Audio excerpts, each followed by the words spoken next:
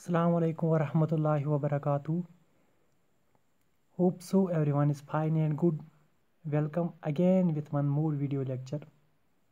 Okay, in the previous lecture I have discussed about the asexual reproduction and different modes of asexual reproduction.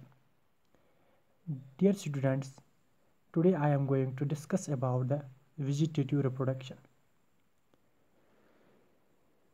Vegetative reproduction is an asexual mode of reproduction in some higher plants. In this mode of reproduction, that new plant develops from the vegetative part of a plant, such as stem, roots, and leaves. Okay. In vegetative propagation, new plants are obtained from the parts of older plants without the help of any reproductive organ. Okay. Vegetative reproduction usually involves the growth and development of one buds present on the older part of the plant to form the new part. These buds are in the dormant stage, or we can say these buds are in the inactive stage. Okay, when provided suitable conditions like moisture, warmth, these buds grow to form new plants. Okay, in this method, new plants are produced from the vegetative part like stem, roots, and leaves. Dear students, most of the plants grow naturally using their stem, roots, and leaves for the vegetative reproduction without the involvement of human being. Let us study how different vegetative parts of plant can produce new plants. Vegetative propagation, there are two methods. First, natural method. Second is artificial method. In natural method, roots, stems, and leaves can be used, and in artificial method, cutting, grafting, layering, and tissue culture can be used for the production of new plants or for the multiplication of plants. Different types of stems like rhizomes, buds, bulbs, tubers, or corms can be used. Okay.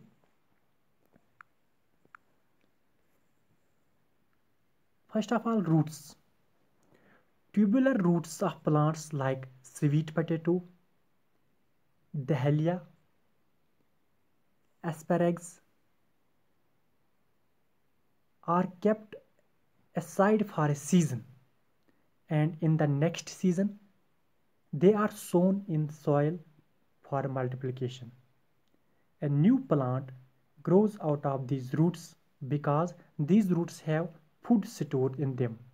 Okay, these roots have food stored in them. In the roots of sweet potato, in the roots of dahlia, in the roots of asparagus, food is stored, and the roots have an capability to grow into a new plant. When we put these roots in the soil, these roots can grow into a new independent plant. Okay. Stems. The most common source of vegetative propagation in the stems is the stem. Okay. Different types of vegetative reproductive methods are found in stems. Okay, like runners and underground stem.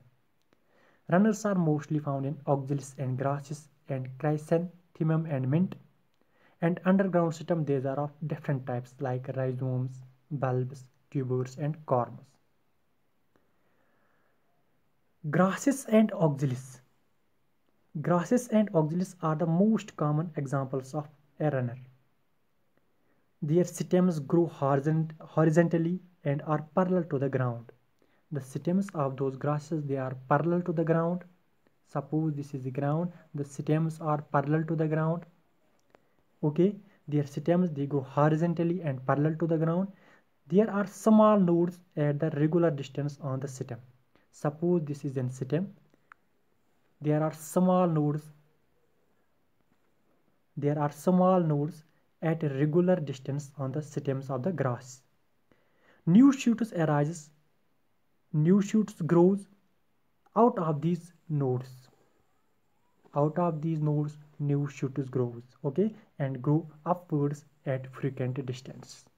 At each node, new shoots can grow. In plants like chrysanthemum and mint, horizontal stems arise from the base. Horizontal stems arise from the base of the erect shoot, comes out to form new aerial shoots, and it becomes an independent plant. Same in auxiliaries, horizontal stems will produce new roots. Horizontal stems will produce new roots at nodes. At nodes, horizontal stem produce new roots, and then shoots grow upwards, forming new plant at frequent intervals. Okay.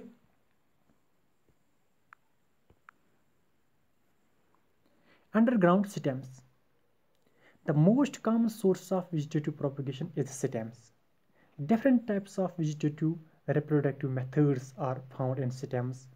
Let us study about them.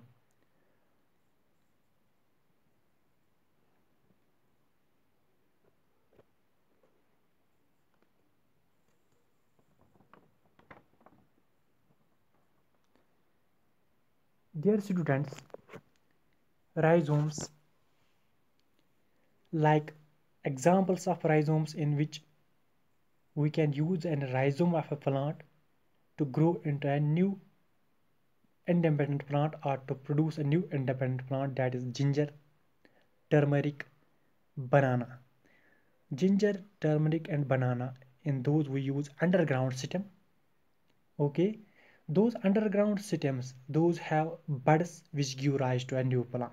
Those underground stems have a bud like structure on them.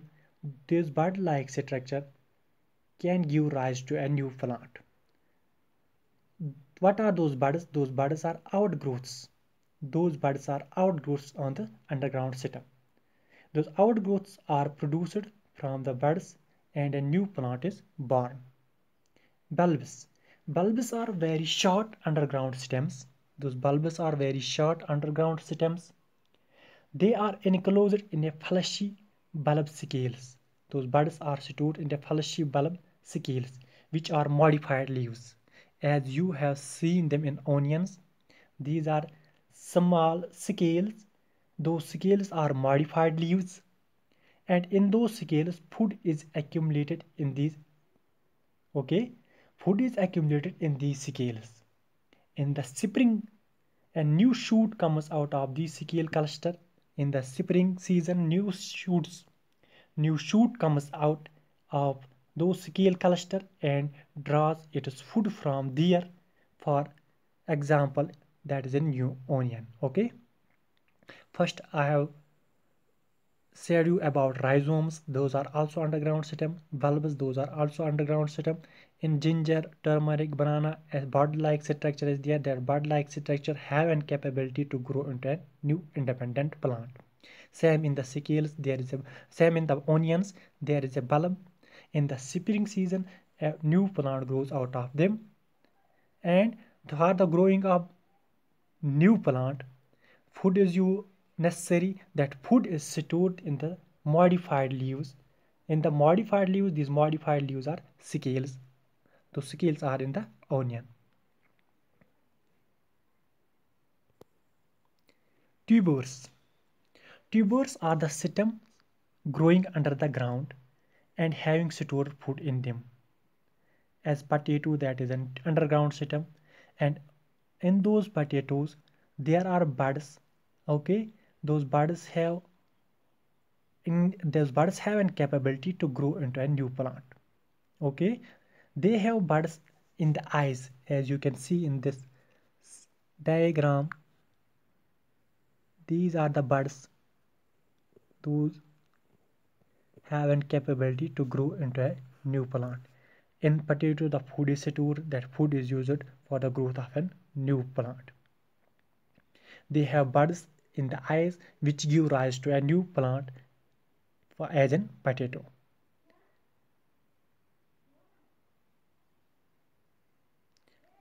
one more underground system, that is corms. Lots of rhizomes joined which develop into new plant. Okay, lots of rhizomes joined which develops into new plants like colocasia and gladiolus. Many rhizomes, they join it together, are called corms. They develop into a new plant. They develop into a new plant, and they develop into a plant, for example, in colocasia and gladiolus. Okay.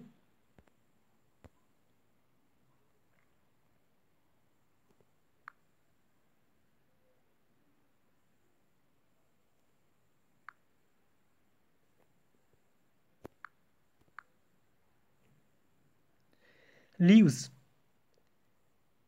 Leaves mostly develop bud for vegetative propagation as in biophylum.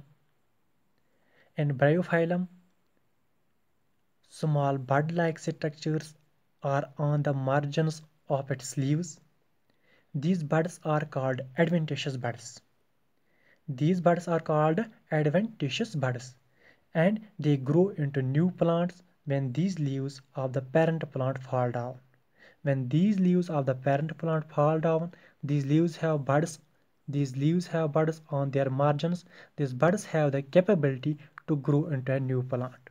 Okay, these buds have a capability to grow into a new plant. Leaves develop small buds called adventitious buds on their margins.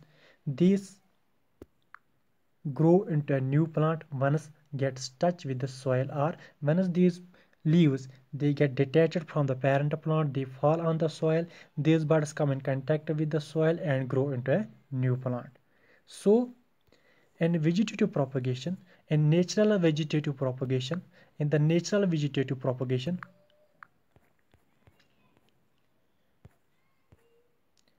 we can natural method of vegetative propagation, we can use root of a plant, we can use stem of a plant, we can use leaves of the plant. As in bryophyllum, we can use leaves of plant.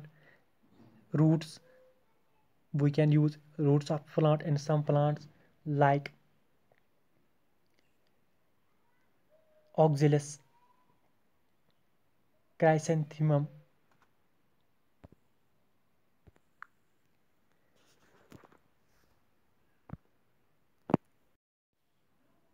Sorry, in roots examples are sweet potato, dahlia.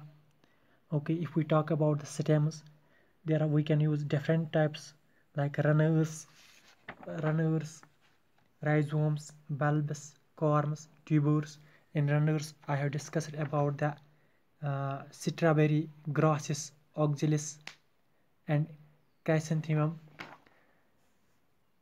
If we talk about the rhizomes, the examples are ginger, turmeric, banana, and onions. There we use bulbs, and in corms there is colocasia and gladiolus, and tubers there are example potato. Okay. As far as bryophyllum is concerned, okay, bryophyllum, growing from it, we can use the leaf of a bryophyllum from which new plant of bryophyllum can be grown. A small bud-like structure or grows on the margins of the leaves. Okay, when this leaf detaches from the parent plant, that comes contact with the soil, and the new plants grow from those phylum. The roots of a guava plant have buds which can develop into a new guava plant. In fact, a large number of plants can be reproduced by the method of vegetative propagation or vegetative reproduction. Some of the examples of the plants which can be reproduced by vegetative propagation as biophyllum, I have already told about that, and guava, potato, onion, banana, garlic, tulip, mint, strawberry, and lily. A number of methods of artificial propagation of plants are used in agriculture for raising crops and horticulture, cultivation of vegetables, fruits, and flowers. The most common method among the artificial vegetative propagation are cutting, layering, and grafting. and tissue culture is also used. In the next lecture, we will discuss about the cutting, grafting, layering, and tissue culture.